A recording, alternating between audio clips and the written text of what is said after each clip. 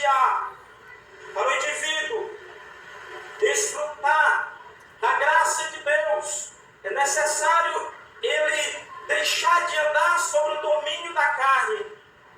Para isto é necessário ele ser alcançado pelo Evangelho. É necessário ele corresponder ao chamado de Deus.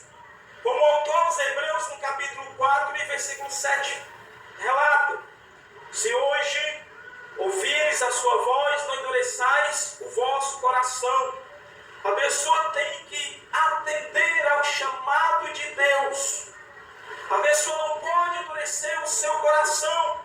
Por quê? Porque Deus chama a todos. Senão, observamos o que diz Tito, capítulo 2 e versículo 11. Porque a graça de Deus se há manifestada, trazendo salvação a todos os homens. Corroborando com esta carta, 1 Timóteo 2,4, há uma confirmação de que Deus ele chama todos os homens, conforme Atos 17:30, em todos os lugares para o arrependimento.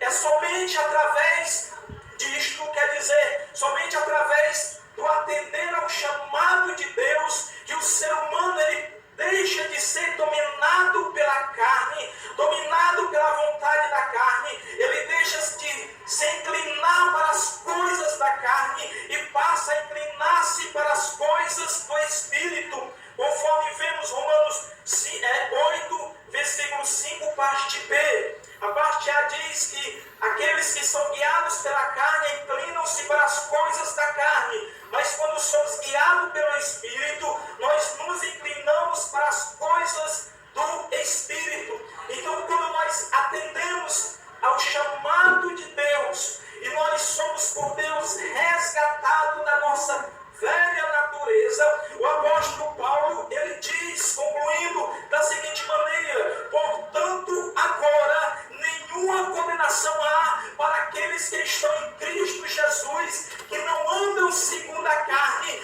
mas segundo o Espírito. Observe o que o apóstolo fala. Ele coloca essas duas vertentes: aqueles que andam segundo a carne e aqueles que andam segundo o Espírito. No caso em questão, a igreja foi resgatada da antiga, da velha natureza, e para a igreja não há nenhuma condenação. Por quê? Porque nós estamos em Cristo Jesus e, portanto, nós não nos inclinamos para as coisas da carne, mas para as coisas do Espírito Santo, porque nós somos guiados pelo Espírito de Deus. Entre os mortos, o qual está à direita de Deus e também intercede por nós. Quando vem algo que tenta nos condenar, olhemos para este versículo que diz: foi Cristo que morreu, foi Cristo quem ressuscitou dentre os mortos, foi Cristo quem venceu a morte, é Cristo quem está sentado à direita de Deus, é Cristo que intercede por nós, e é Cristo nosso advogado. Romanos 3:23, todos pecaram e destituídos estão da glória de Deus, sendo justificados gratuitamente pela redenção que é em Cristo Jesus.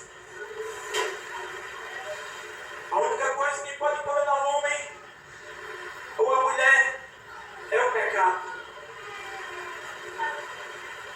Mas se fomos libertos da velha natureza, se fomos chamados filhos de Deus, se temos o Espírito de Deus com Cristo intercedendo por nós, se as nossas dívidas foram pagas, eu vos declaro nesta noite, conforme Paulo nos escreveu aos Romanos, dizendo: